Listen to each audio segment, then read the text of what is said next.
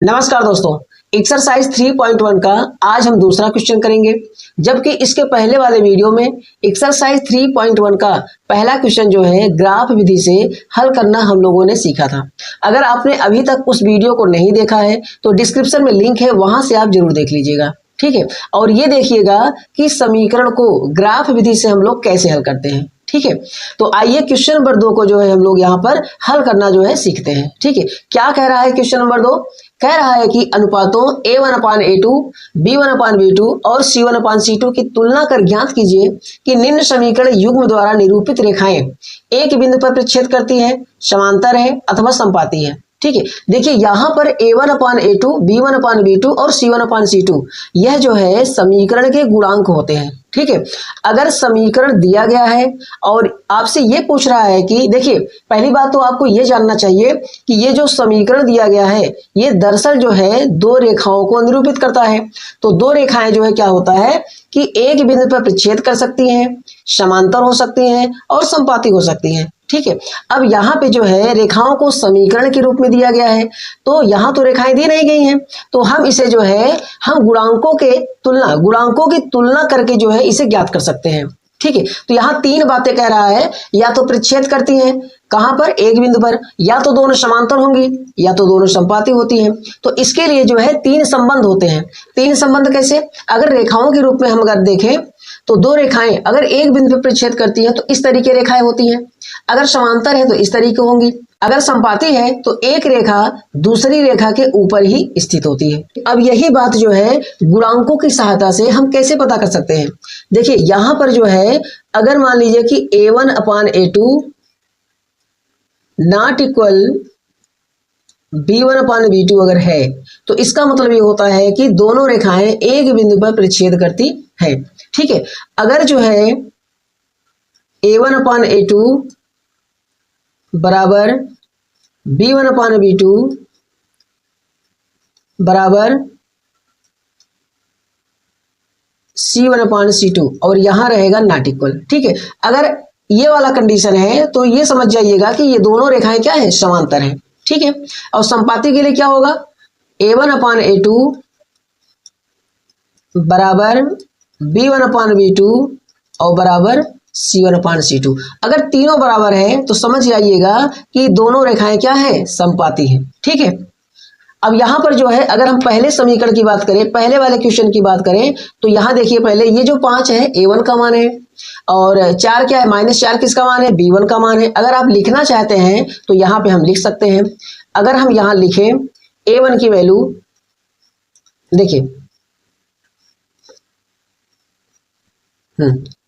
तो a1 बराबर क्या लिखेंगे? a1 बराबर लिखेंगे 5, b1 बराबर लिखेंगे -4 और c1 बराबर लिखेंगे 8, ठीक है। और a2 बराबर क्या है? 7 है दूसरे वाले समीकरण से, और b2 बराबर है 6 और c2 बराबर है -9, ठीक है। अब देखिए पहले अगर जो है हम ये पता करें कि यह जो है एक बिंदु पे प्रतिच्छेद करती है या समांतर है अथवा समपाती है, तो हम सबसे पहले जो है इस पहले वाले प्रतिबंध को चेक करेंगे, ठीक है। तो यहाँ a1/a2 का मतलब ये हुआ कि 5/7। देखिए यहां अगर हम चेक करें 5/7 बराबर b1/b2 का मान क्या है? -4/6, -4/6।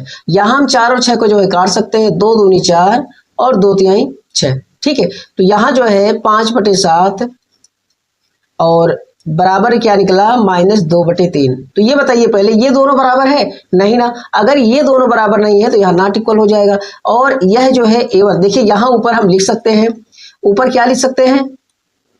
a1/a2 बराबर b1/b2, ठीक है। देखिए पहले यहाँ पे हम बराबर लगाए हैं, लेकिन जब यहाँ पे हम हल करते हुए जो है नीचे तक पहुंचे हैं तो यहाँ हम देख रहे हैं कि यहाँ 5/7 है और यहाँ -2/3 है। तो ये दोनों क्या है? ये दोनों बराबर है नहीं। अगर ये दोनों बराबर नहीं है तो इसका मतलब क्या हुआ कि दोनों रेखाएं जो है एक बिंदु पर प्रतिच्छेद करती हैं। तो पहले वाले क्वेश्चन में समीकरण द्वारा निरूपित रेखाएं जो है एक ही बिंदु पर प्रतिच्छेद करती है। तो आइए अब हम जो है दूसरे वाले क्वेश्चन को चेक करते हैं।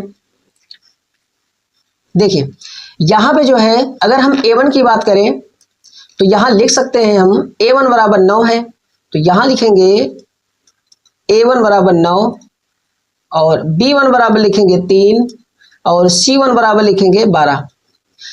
आप सब समझ रहे हैं कि a1 का मान कहां से लिख रहे हैं, यक्स का गुणांक जो है ये वाला, और b1 का मान जो है y का गुणांक यहां से, और c1 का मान होता है अचरपद जो 12 है। ठीक है, ऐसे जो है हम a2 की वैल्यू लिखेंगे दूसरे वाले समीकरण से।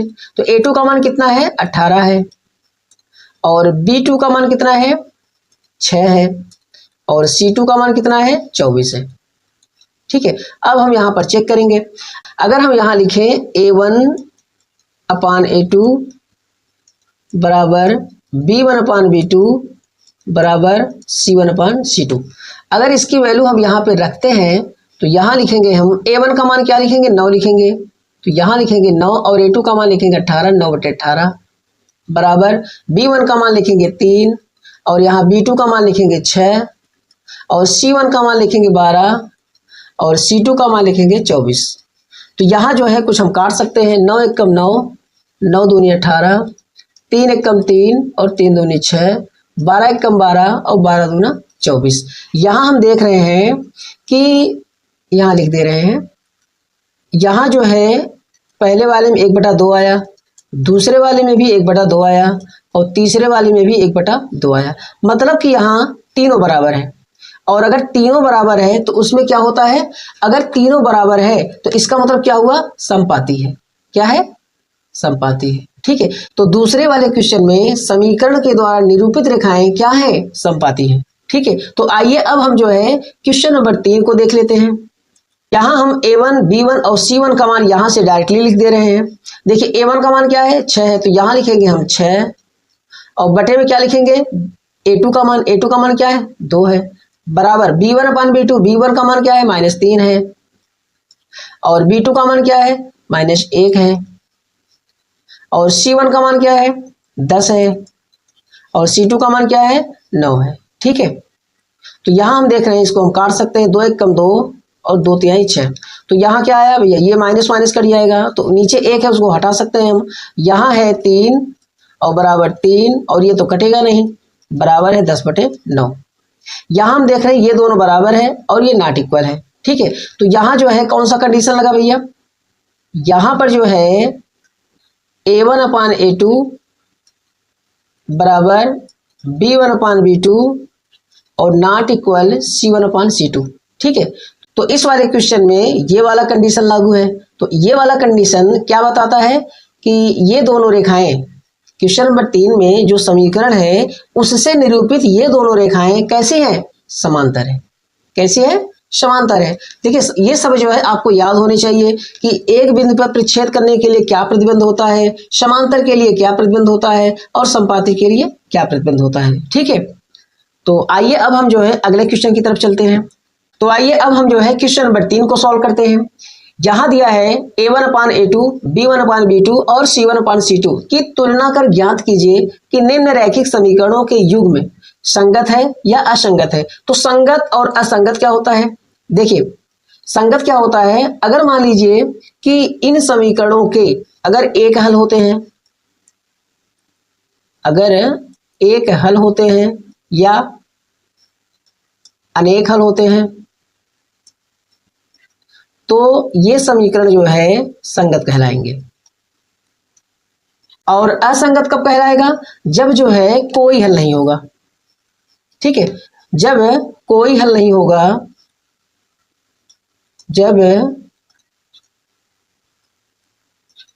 कोई हल नहीं होगा तब क्या होता है, तब जो है असंगत होगा। क्या होगा, असंगत। ठीक है, तो जब कोई हल नहीं होगा तो असंगत होगा, और एक हल और अनेक हल होगा तो संगत कहलाएगा। ठीक है, अब एक हल और अनेक हल कब होता है, देखिए एक हल कब होता है, जब जो है a1 upon a2 not equal b1 upon b2, तो एक हल होता है। ठीक है। और अनेक हल कब होता है? अनेक हल होने के लिए a1/a2 बराबर b1/b2 बराबर c1/c2 होना चाहिए। ठीक है। अगर तीनों बराबर है तो अनेक हल, अगर दो, एक मिनट, यहाँ नॉट इक्वल होना चाहिए, यहाँ अगर नॉट इक्वल है तो एक हल होगा। ठीक है। अगर तीनों बराबर है तो अनेक हल होगा।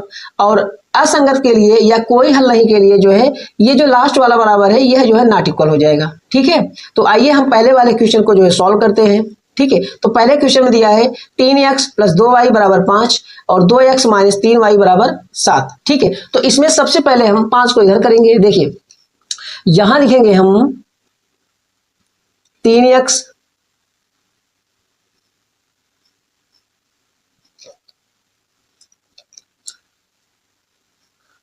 + 2y और 5 को जब इधर करेंगे तो -5 हो जाएगा बराबर 0। ठीक है। अब 2x - 3y - 7 बराबर 0, ये है पहला समीकरण और ये है दूसरा समीकरण। देखिए यहाँ a1 का मान 3 है, b1 का मान 2 है, c1 का मान -5 है और यहाँ a2 का मान 2 है और b2 का मान -3 है और c2 का मान कितना है? -7 है। ठीक है। तो आइए अब हम चेक करते हैं इसको। देखिए यहां अगर हम लिखें 3/2 बराबर 2/-3, देखिए वैल्यू यहां से आप देख लीजिए, यहां हम डायरेक्टली कर रहे हैं। जैसे a1 का मान 3 लिखते हैं तो नीचे a2 होना चाहिए, तो a2 का मान 2 है, b1 का मान यहाँ पे 2 लिखे हैं तो b2 का मान कितना है? -3 है, तो c1 का मान लिखेंगे -5 और c2 का मान क्या लिखेंगे? -7। तो यहाँ माइनस से माइनस कैंसिल हो जाएगा और यहाँ जो है कुछ कटने वाला है नहीं, तो यहाँ 3/2 है और यहाँ -2/3 है, तो इसका मतलब ये क्या है? नॉट इक्वल है। अब यहीं पर जो है अगर नॉट इक्वल हो गया तो इसका मतलब क्या हुआ? हम इसको देखेंगे ही नहीं, इसको देखने की कोई आवश्यकता ही नहीं है। जब यहीं पे जो है बात सामने आ गई तो इसको देखने की कोई जरूरत नहीं है। तो a1/a2 नॉट इक्वल b1, देखिए 3/2 है, यहाँ पे 2/3 है, तो अगर यहाँ पे जो है ये दोनों नॉट इक्वल हो गए हैं तो इसका मतलब क्या है? एक हल है। इसका मतलब क्या है? एक हल है। और एक हल के लिए क्या होता है? संगत होता है। अगर एक हल है तो उसको हम क्या बोलेंगे? संगत बोलेंगे। तो इसका मतलब क्या हुआ कि पहला समीकरण क्या है? संगत है। पहला समीकरण क्या है? संगत है। इसी तरह जो है दूसरे वाले क्वेश्चन को चेक कर सकते हैं। तो आइए अब हम जो है दूसरे वाले क्वेश्चन को चेक करते हैं। तो दूसरे क्वेश्चन की अगर हम बात करें तो यहां दिया है 2x - 3y बराबर 8 और 4x - 6y बराबर 9। ठीक है। अगर हम 8 को इधर करें और 9 को जब इधर करेंगे तो क्या लिखेंगे? यहां हम लिखेंगे 2x - 3y - 8। देखिए 8 उधर था, प्लस था, जब इधर आया तो -8 हो गया। यहां हम लिखेंगे 4x - 6y और -9। ठीक है। ये है पहला समीकरण और ये है दूसरा समीकरण। ठीक है। तो यहां भी हम चेक करते हैं। देखिए यहां हम लिखेंगे 2/4 बराबर, यहां है -3/6, तो यहां लिखेंगे -3/6 -6, यहां लिखेंगे -8/-9। ठीक है। यहाँ माइनस से माइनस कैंसिल हो सकता है और 3 एक कम 3 और 3 दूनी 6 भी हो सकता है। यहाँ 2 एक कम 2 और 2 दूनी 4 हो सकता है। यहाँ तो नहीं कटेगा, माइनस से माइनस कैंसिल हो जाएगा, तो ये हो जाएगा 1/2 बराबर, ये भी 1/2 है और यहाँ है 8/9। ठीक है। तो यहाँ हम देख रहे हैं कि ये दोनों बराबर है और ये तीसरा वाला बराबर नहीं है, तो यहाँ हम लगा देंगे नॉट इक्वल। अब देखिए पहले यहाँ नॉट इक्वल लगा है और ये दोनों बराबर है, इसका मतलब क्या हुआ? इसका मतलब ये हुआ कि कोई हल नहीं। इसका मतलब क्या हुआ? कि कोई हल नहीं। ठीक है। अब कोई हल नहीं अगर है तो इसका मतलब क्या होता है? संगत कि असंगत? इसका मतलब होता है असंगत। जब हल नहीं होगा तो असंगत होगा, जब हल होगा तो संगत होगा, चाहे एक हल हो चाहे अनेक हल हो। हल होने पर संगत और हल नहीं होने पर असंगत होगा। तो दूसरे वाले समीकरण में, दूसरा वाला समीकरण जो है कैसा है? असंगत है। ठीक है, तो इसी तरह जो है आप तीसरा क्वेश्चन चेक कर सकते हैं, चौथा चेक कर सकते हैं और पांचवा चेक कर सकते हैं। ठीक है, तो ये तीनों क्वेश्चन जो है आप खुद ट्राई कीजिएगा और अपने अपने आंसर जो है कमेंट जरूर करिएगा और हमें विश्वास है कि ये क्वेश्चन आपको जरूर समझ में आया होगा। अगर वीडियो अच्छा लगे तो लाइक, शेयर और सब्सक्राइब करना मत भूलिएगा। तो चलिए मिलते हैं अब नेक्स्ट वीडियो में।